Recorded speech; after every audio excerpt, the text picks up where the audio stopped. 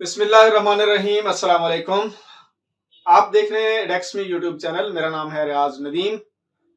आज हमने Punjab land revenue act की सेक्शन नंबर 41 से लेके 42A तक, 41A से 42A तक, इसके बीच में ना 4 सेक्शंस हैं। और ये जो ए बी और ये ए लिखा हुआ है ना, ये एक्चुअल में क्योंकि ये एक्ट आया है 1967 में, और ये जो ए वाली सेक्शंस हैं ये बाद में ऐड हुई हैं पंजाब लैंड रिकॉर्ड अथॉरिटी जो 2017 में बनी है उसके अकॉर्डिंग, क्योंकि उसके बाद सारा रिकॉर्ड जो है वो कंप्यूटराइज होना है और हो भी रहा है और बहुत सारा हो भी चुका है। तो उसके बाद ये वाली 2017 के बाद ये सेक्शंस ऐड की गई हैं according to the situation about Punjab land record authority. आज के चारों सेक्शंस बहुत इंपॉर्टेंट हैं।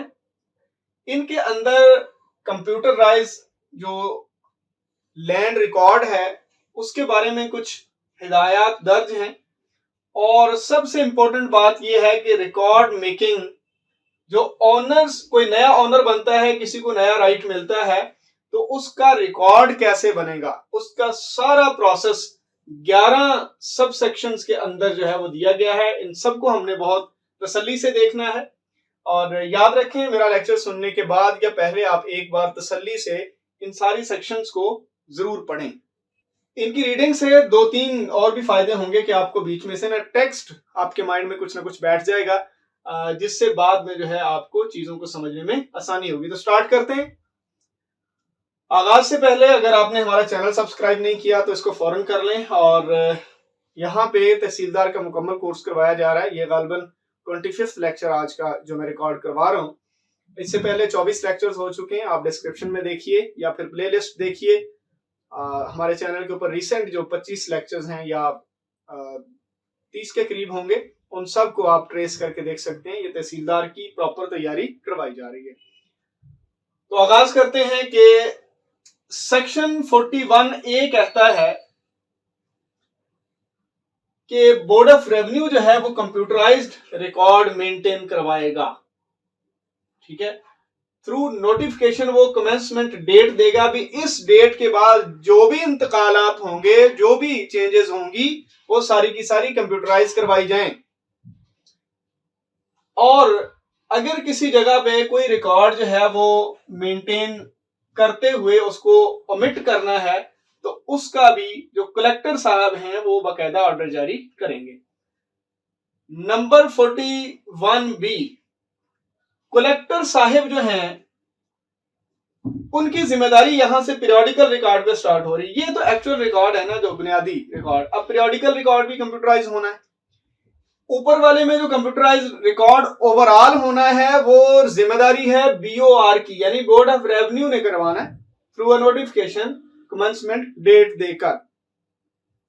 लेकिन जो पीरियोडिकल रिकॉर्ड कंप्यूटराइज होना है वो एक्चुअल में कलेक्टर साहब की जिम्मेदारी है, as per the directions of BOR। Board of revenue जैसे कहेगा उसके अकॉर्डिंग कलेक्टर साहब अपने डिस्ट्रिक्ट का कंप्यूटराइज जो पीरियोडिकल रिकॉर्ड है उसको मेंटेन करवाएंगे। उसी तरह जो भी चीजें इसमें कंप्लीट रिकॉर्ड करवाना है ना, तो इसका पहला तो ये नाम पीरियोडिकल कंप्यूटराइज रिकॉर्ड होगा, और इसमें जो जो चीजें रिक्वायर्ड होंगी, जिस तरह सेक्शन 39 में हमने जब रिकॉर्ड मेकिंग की बात आई थी, वहां पे फिर पीरियोडिकल रिकॉर्ड की भी बात आई थी।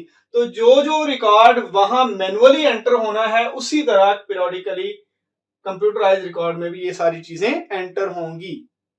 उसके बाद है जी, कलेक्टर जो है वो अपडेशन म्यूटेशंस का जो रजिस्टर है उसकी अपडेशन का जिम्मेदार है।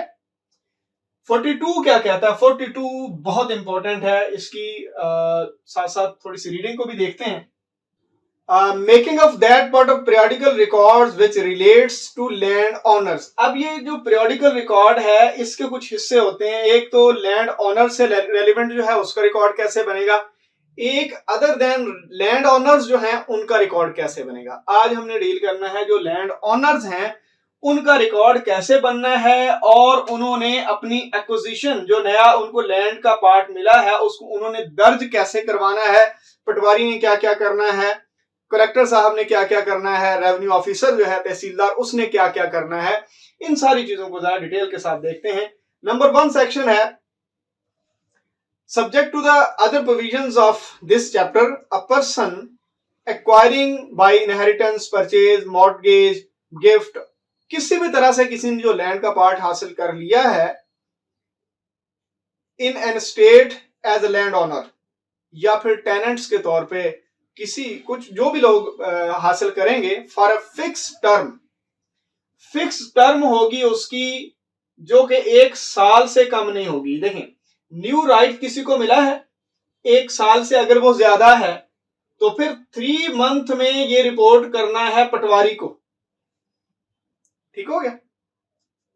अच्छा, पटवारी क्या करेगा, अब आगे काम पटवारी का स्टार्ट होने लगा। आपको लैंड का पार्ट मिला, आपने उसको दर्ज करवा दिया पटवारी साहब को जाके विद इन 3 मंथ्स कि भाई ये देखें आपको थ्रू कोर्ट मिला है या जैसे भी मिला है, या इनहेरिटेंस से मिला है, आपने परचेज किया, जैसे भी मर्जी मिला है, विद इन 3 मंथ्स आपने पटवारी साहब को जाके बताना है, अपना जो भी डॉक्यूमेंट है आपने वहां पे देने हैं। ये क्वेश्चन बन सकता है कितनी देर में आपने न्यू लैंड जो अक्वायर करते हैं उसकी रिपोर्ट पटवारी को आपने कितनी देर के अंदर अंदर देनी है, विद इन 3 मंथ्स। और जो म्यूटेशंस का रिकॉर्ड है वो अगर कोई भी एज ऑनर या फिर टेनेंट के तौर पे जो जमीन को ओन करता है उसका जो एग्रीमेंट है या फिर उसका जो टेन्योर है वो 1 साल से ज्यादा हो। ठीक है।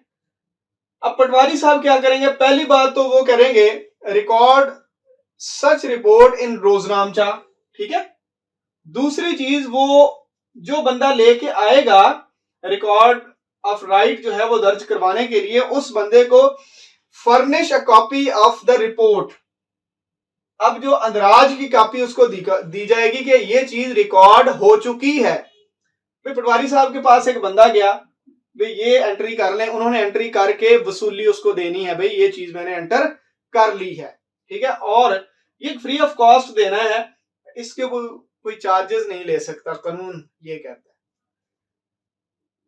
और तीसरा काम जो है पटवारी साहब का ये जिम्मेदारी कि copy to union council within 7 days. अब ये जो अंदराज हुआ है, नया कोई इंतकाल हुआ है, उसको 7 दिन के अंदर, क्वेश्चन है ये, 7 दिन के अंदर पटवारी साहब ने यूनियन काउंसिल को भी जमा करवाना है। ठीक है। और उसके बाद इसका प्रोसेस भी यहाँ पे आप रीड कर सकते हैं कि किस तरह से कौन कौन सी ऊपर वाली तीनों चीजें जो है वो फर्निश करके यूनियन काउंसिल में जमा करवानी है। ठीक है। यूनियन काउंसिल कौन सी, जहां भी ये जमीन वाक़ है, जमीन जिस यूनियन काउंसिल में वाक़ है, बंदा बेशक कराची का आके खरीद गया है, ठीक है, यूनियन काउंसिल जो इसकी है, जमीन की है, स्टेट इज सिचुएटेड, पर्सन जो है रेजिडेंट नहीं यहां पे लिखा हुआ, याद रखिए बंदा जहां का मर्जी रहायशी हो, रिकॉर्ड वहां पे मेंटेन होगा जहां पे जमीन मौजूद है। नंबर 2 कहता है कि अगर जो लैंड हासिल करने वाला मालिक है जिसने नया राइट एक्वायर किया है वो माइनर है, यानी नाबालिग है, बच्चा है, तो उसकी जगह पे ये जो ऊपर वाले अंदराज की जिम्मेदारी है ये गार्डियन की होगी।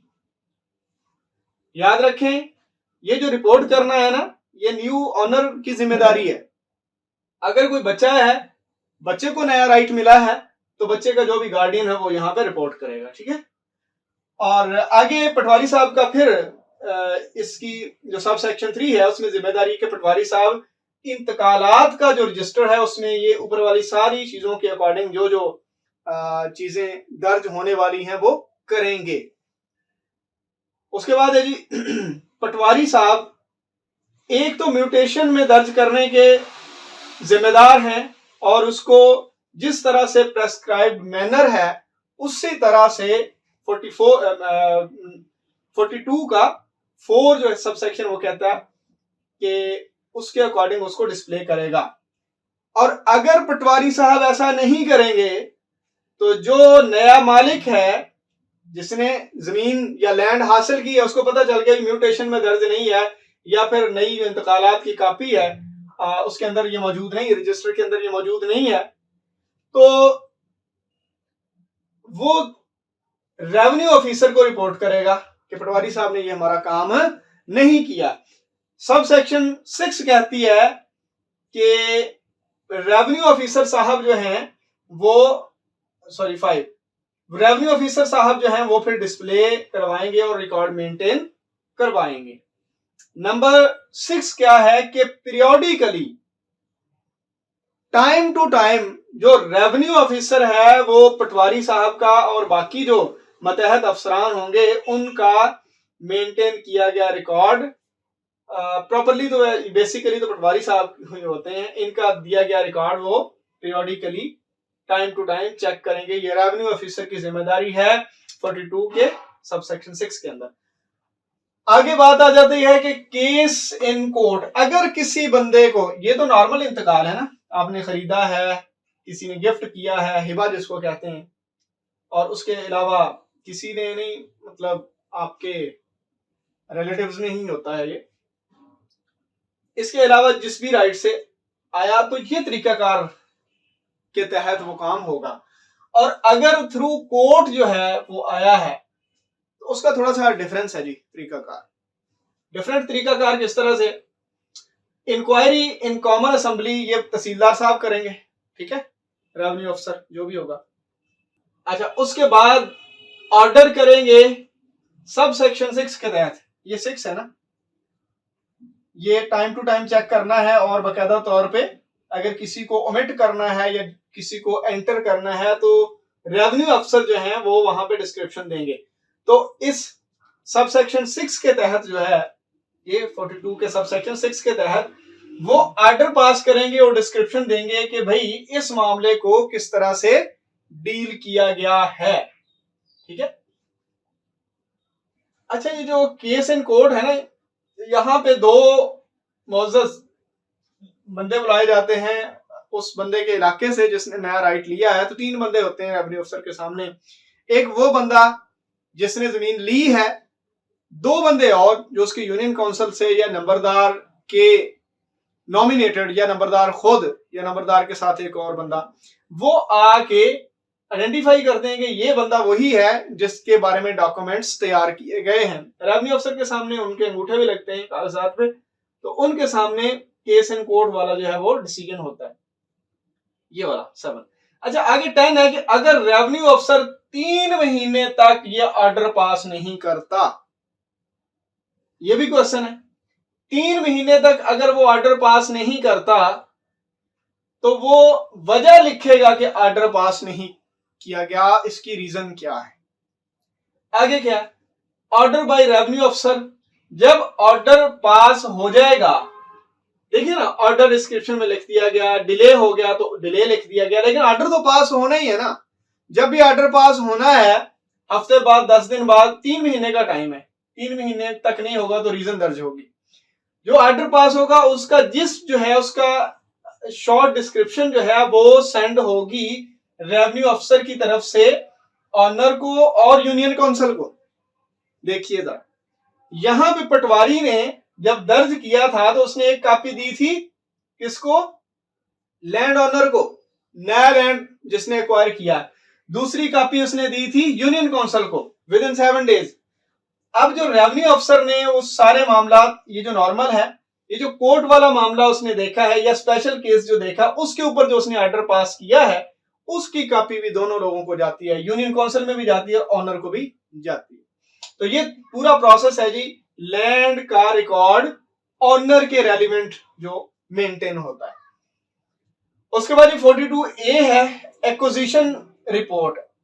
ए का मतलब ये लैंड रिकॉर्ड अथॉरिटी से रेलिवेंट है क्योंकि ये बाद में सेक्शन दर्ज की गई है ना। अच्छा, एक्विजिशन रिपोर्ट, जिस तरह यहां पे एक्विजिशन रिपोर्ट आपने मैनुअली दर्ज करवाई है पटवारी साहब को, इसी तरह से एक्विजिशन रिपोर्ट आपने लैंड रिकॉर्ड, ये जो अराजी सेंटर है वहां पे भी आपने जाके करवानी, यानी कंप्यूटराइज लैंड रिकॉर्ड जो सिस्टम है पंजाब का, वहां पे जाके भी उसी तरह ऑनर ने ही दर्ज करवानी है with in 3 months, with in 3 months, same procedure है। और सबसेक्शन 2 क्या कहती कि माइनर्स का अगर राइट एक्वायर हुआ है तो गार्डियन जाएगा, बिल्कुल यहां पे भी माइनर का अगर एक्वायर हुआ है तो गार्डियन जाएगा। आगे नंबर 3 सबसेक्शन है कि इसका जो पूरा प्रोसेस है वो पंजाब लैंड रिकॉर्ड अथॉरिटी के मुताबिक होगा, ठीक है, जिस तरह प्रेस्क्राइब मैनर उनको बताया गया है। और नंबर 4 सबसेक्शन 42 का ये है कि जो भी rules Punjab land record authority ने बनाए होंगे वो अप्लाई होंगे, और अगर वो रूल्स नहीं बने अभी तक तो जो लैंड रेवेन्यू एक्ट है उसके जो रूल्स हैं 1968 वाले वो अप्लाई होंगे। ठीक हो गया। तो ये आज हमने 4 सेक्शंस को देखना था। बुनियादी तौर पे ये है कंप्यूटराइज रिकॉर्ड बनाने का, ये है पीरियोडिकल कंप्यूटराइज रिकॉर्ड बनाने का, ये है नया राइट अगर किसी को मिला है जमीन का तो उसको दर्ज करने के सारे स्टेप्स हैं, और ये है नया राइट अगर किसी को मिला है तो उसका अराजी सेंटर पे या पंजाब लैंड रिकॉर्ड अथॉरिटी के सेंटर पे दर्ज करवाने का प्रोसेस। तो उम्मीद है इन 4 सेक्शंस में से जो इंपॉर्टेंट चीजें होंगी वो आपके लिए क्लियर हो गई होंगी।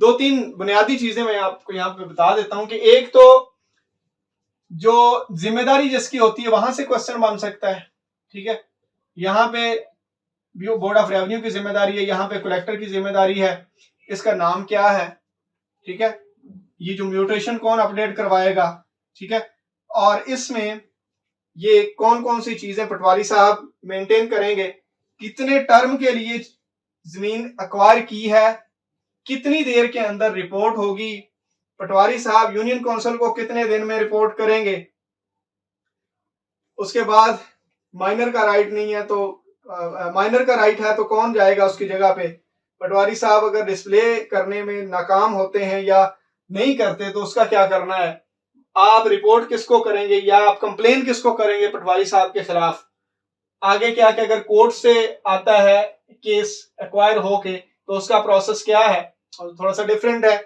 यहाँ पे तो बंदा खुद ही जाके बता देता है कि भाई मैं मालिक हूँ, ये हमारा ओरिजिनल आईडी कार्ड है, ये मेरे डॉक्यूमेंट्स है तो करें दर्ज। तो यहाँ पे जो कोर्ट वाला है, कोर्ट वाले में 3 बंदे होते हैं, एक मालिक होता है, एक 2 बंदे उसके यूनियन काउंसिल से या नंबरदार के नॉमिनेटेड हो सकते हैं। उसके बाद इंक्वायरी होती है कॉमन असेंबली में, जो भी इंक्वायरी के मामला हैं, फिर ऑर्डर पास होता है जिन चीजों को ओमिट करना है या जिन चीजों को रिवाइज करना है या जिन चीजों को न्यू एंट्रीज देनी है तो ये रेवेन्यू अफसर करते हैं। अगर डिले हो जाए रेवेन्यू अफसर की तरफ से किसी ऑर्डर पास करने में किसी इंक्वायरी के मुतल्लिका 3 महीने तक, तो वो रीजन लिखेगा, और उसके बाद जब भी ऑर्डर पास होगा तो ऑनर को और यूनियन काउंसिल को उसकी कॉपी जाएगी, और उसके बाद ये लैंड रिकॉर्ड अथॉरिटी से मुतल्लिका बिल्कुल उसी तरह नया राइट जिसको मिला उसने विद इन 3 मंथ जाके जो है वो जमा करवाना है वहां पे डॉक्यूमेंट, माइनर है तो गार्डियन जाएगा, और इसका सारा प्रोसेस जो है यहाँ की एंट्री का 42A की एंट्रीज जो भी हैं एक्विजिशन रिपोर्ट, इसमें पंजाब लैंड रिकॉर्ड अथॉरिटी जो है उसके अकॉर्डिंग होगा, और रूल्स अप्लाई होंगे पंजाब लैंड रिकॉर्ड अथॉरिटी के अगर बन चुके हैं, अगर नहीं बन चुके तो उन्होंने कहा कि ये 48 वाले जो रूल्स हैं वही अप्लाई होंगे। तो अपना ख्याल रखना है, हमें दुआ में याद रखना है, बहुत डट के मेहनत करनी है, हमें आप पे फख्र है कि आप बहुत मेहनत कर रहे हैं, अल्लाह ताला आपको कामयाब करे, अल्लाह ने कहा।